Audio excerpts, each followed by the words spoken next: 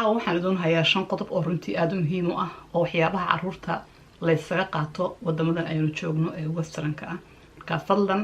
videoga dhamaantiis daawo si aad u faa'iidid waa 5 qodob oo xasaasi ah oo waxyaabaha ugu badan xaqiiqatan oo caruurta lagu qaato marka daawasho wanaagsan السلام عليكم ورحمة الله وبركاته أدبر دون سلام يا ولا دمانتين سادو دنتهين ولا لها عصب يجو صبيري سود وهذا قعم فرن قلبي فرن مقعي وحلي ذاني مع كلام channel كي وحنك سوق بيا برنامج آد وكلا دوان ورنتي إذا حيس قرين دونا مركز سود ولا لي هو رأي لشوقي ما عرفتي أدبر دين دون سلام يا ودون سود ويا دمانتين يسود وهذا سادو دنتهين ويا عاون حيل معيدون وضع معاه waxay wadaa program yaro kooban oo ma aragtay la xiriira caruurta waxyaabaha lagu qaato wadamadan westernka aynu joogno meeshay joogtaba meeshii la doonaba aynu ka joognay marka qodobadan waa qodobo aad iyo aad muhiim u ah fadlan videoga ilaa dhamaadkiisa daawo si aad uga faa'iidid walaalaha iyo asxaabtaadana iyo familkaagana la share gare insha Allah taala waxaan u gudagalayaa programkii shanta qodob ka koobnaa shanta qodobka koowaad waa iskuulka waa wax aad muhiim u ah oo ilmuhu markuu 4 sano iyo ka weyn gaaraba waad ogtihiin iskuul buu maalintii oo dhan ku jiraa macallimiin buu la joogaa kala duwan arday kala duwan buu la joogaa maalintii oo dhan buu ka maqan yahay marka badanaaba meelaha madmadowga inaga soo galo caruuraha ma aragtay sheekadu ay ka soo bilaabanto waa iskuulaadka haddii la arko ilmihii oo darayeysan ilmihii oo daryeel fiican iyo qurux iyo farxad ayaan ka muuqanin haddii la arko ilmihii ma aragtay seegseega iskuulka oo markasta aan imanin oo absankiisu bato waxyaabaha ma aragtay caruurta lagu soo dabagalayo yani lagu soo dabagali karayo ama sababi karayaba in ilmahaaga dawladdu la wareegto laaga qaato marka qodobka koowaad waa iskuulka qodobka labaad waxa weeyaan waa isbitaalka waa dhakhtarka iyo iskuulku aad bay isugu xiran yihiin waana isla shaqeeyaan haddii maaragtay isbitaalka ilmuhu waad ogtihiin talaalo ayuu leeyahay la siiyo maaragtay hadday talaaladiisu update ayaan ahayn haddii ilmuhu markasta nabar cusub iyo maaragtay qaniinyo iyo maaragtay xagtimooyin iyo nabaro haddii ilmuhu ay ka muuqdaan markasta oo isbitaalka check-up u geysid waxyaabaha maaragtay reportiga ay badanaaba ka bixiyaan sababi karaya in gaalada kugu soo daba gasho ama ilmahaaga hadhow lagaaga qaataba completely marka halayska jiro badanaaba meelaha madmadowga inooga yimaado waa iskuulka iyo cisbitaalkii oo isku xidhan marka labadaas qodob aad bay muhiim u yihiin walaalaha ha laga taxadaro hana maaragtay laga feejignaado waayaha waxaa soo xiga qodobkii saddexaad oo ah ilmaheena inagu haddaynu Soomaali nahay badi kuleyto ilmaha ma barno waxyaabo badan oo leenooga baahan yahay wadan waxaynu ku noolahay gaala ah western baynu joognaa wadamadan la yiraahdo caruur muslimiin haysanaa dad muslimiin nahay dhaqan iyo diin baynu leenahay marka waa muhiim ilmahaaga inaad mar walba aad la sheekaysatid oo private wax la yiraahdo oo ilmuhu og yahay way caruurtu waad ogtihiin qof allaalay qofkay arkaan marka ay ma aragtay la kulmaan way isaga fardi baxaan oo wax kasta u sheegaan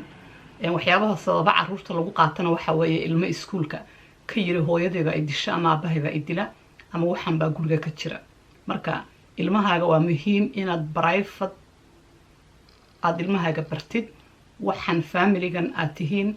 in waxyaabaha guriga aynu kaga dhaqanno ay inaga private inoo tahay oo inaga ay gaar inoo tahay oodan macallimiintaada iyo ardayda la joogtid iyo dadka strangerka iyo dad aadan aqoonin aadan kala sheekaysan kareynin dabcan waxyaabaha farxadda ah iyo dhalashadiisa ee waxaad u samaysay waxaas waa okay ilmuhu la share gareyn karaa laakiin waxyaabaha private-ka ah waa in ilmahaaga aad bartid private ay waxaas ka dhig ha ka sheekayn guriga iyo walaalada iyo ma aragtay familkeenu sida uu yahay intaas mooye waayahay marka ilmuhu wuxuu ogaanayaa in ma aragtay uu meelaha u tago يعني control أي المهم control more ad ilmahaaga ad communication iyo wada hadal idin ka dhaxeeyana waa more badanaaba ad ilaahay uu ka indhasaabayo ma aragtay inay dhibaato ku soo gaadho waayo ilma aan la carbiyeyn ilma aan la tarbiyadeyn ilma aadan saaxiib ka dhigan ilmo aadan u sheegin waxa jira wadan gaala inaynu joogno dad islaam inaynu nahay ma aragtay doofaarka iska ilaali hooyo doofaarka inkastoo iskuulka aad u sheegaysid meesha maniyuga ilmaha wuxuu cuni karay wuxuusan cuni karin haddana ilmihi waad u sheegaysaa maadaama dee caruur aynu nahay dad islaam ah taasi waa muhiim marka hala iska jiro ma aragtay ilmahaaga inaad private wax la yiraahdo aad bartid way qarsoodi familiga waxyaabo private ah oo u gaar inay leeyihiin uusan qof kasta uusan la share gareyn kareynin waaye qodobkaas waa qodobkii saddexaad waxaa ku xiga qodobkii ma aragtay afraad oo ah inaadan ilmaha dilin absolutely inaadan ilmaha dilin marnaba hadday private noqoto iyo hadday public noqotoba waayo labaduba wax haboon ma aha inaad ilmahaaga dishid diin dhigaysaana ma jirto diin islaam iyo diin kalaba in ilmaha la dilo dad badan waxaad arkaysaa meelaha publica marka la joogo ilmihii dhilbaaxa bac uga siinayo oo ilmihii ma aragtay dhibaato gaarsiinaya meel kasta kamarad iyo waxaa ku rakiban waad ogtihiin dholalkan aynu joogno you never know qofka ma aragtay ku daawan karaya ku arkaya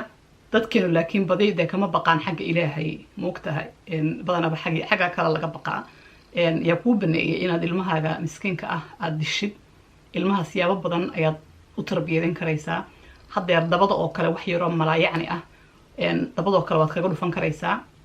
laakiin dhilbaaxa iyo inaad ilmaha qaniintid iyo inaad ilmaha gubtid iyo inaad ilmaha dhibaataysid oo waxa dhow difeeto ka muuqanaysa banaanka yacni aada gaarsiisid looma baahnaa runtii marka dad waalidiin badan waxaa jira caruurta dila oo aada runtii u silciya kulley xisaabi way dambaysaa laakiin ha layska jiro xaqiiqatan caruurtuna ma ilaawaan dadka dila iyo dadka dhibaateeya yaraantooda ma ay ilaawaan runtii xaqiiqatan marka taa ha laga digtoonaado inaad ilmahaaga aadan dilin oodan farsaarin ilmaha siyaabaha u tarbiyadeyn karayso waxaa weeyaan saan idin sheegayba dabada wax yar waad kaga dhufan karaysaa oon waxba gaarsiinaynin waxaad caruurta badanaaba waxyaabahay jecel yihiin markay wax qalada sameeyaan ilmihii dabcan waad u sheegaysaa wixii si uu ogaado waxaanay qalad inay yihiin marka waxaad dhahi karaysaa hooye waxaan waxyaabahay jecel yihiin hooye maanta waxaan kuma siinayo ama waxaan kuma samaynayo sababtoo asaasiya sidaas marka ilmihii wuu ka taxadarayaa inuu waxyaabaha qaladaadka ah uu sameeyo saasyaad ilmahaaga aad u tarbiyadeyn karaysaa waaya qodobka waxaan u gudbayaa qodobkii waxaan u gudbayaa shanaad oo ah in ilmuhu uu koraya waa ilmo koraya dabcan oo barbaaraya way gaaraysaa difeeto way gaaraysaa accident ahaan way u gaaraysaa dabka ma aragtay caruur badan oo dabka ku gubataa jirta haddii aad shaah karinaysid ama cunno karinaysid accident ahaan u gubta caruuro waxaa jira meelo ka dhaca kursi ka dhaca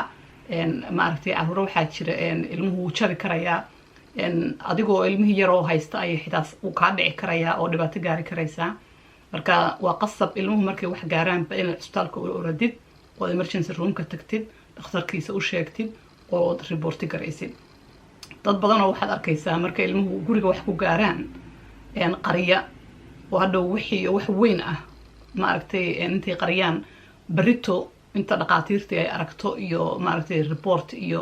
sheeko iyo dib wixii loo galo hadhow dhibaato ay kaga timaado dad badan baa caruurihii lagaga qaatay marka waxaa muhiim ah ilmuhu dabcan wax way gaarayaan hadday gaaraan sida ugu dhaqsaha badan ilmaha inaad cisbitaalka u geysid oo ma aragtay ilmihii lasoo daweeyo si adigu ayan dhibaato hadhow kaaga iman waxaa la yidhi biyo intayn kusoo gelin ayaa layska moosaa marka inaynu taxadarno markasta oo indhahaynu fahinoo yihiin ma aragtay waa wax muhiim jiddan ah badina dadka waxaa u geysa dabcan yani ilmaha nabar guriga ku gaaray inay qariyaan waxaa weeye waan isleeyahay waama kow dad waddanka ku cusub oon garanayn systemka iyo qaab waddanka sida loo dhaqmo oon fahansanayn weli iyo dad cabsi ay u geynayso oo dhahaya haddii cisbitaalka aad geysid ama ilmihii lagaa qaataa waxaa kasii daran adigoo dhaawaca intaad qarisay barito markuu soo baxo hadhowta dhibaato adigay kugu timaado marka markasta runta inaad sheegtid baa wanaagsan wixii dhacaa qaladaad kugu dhacaa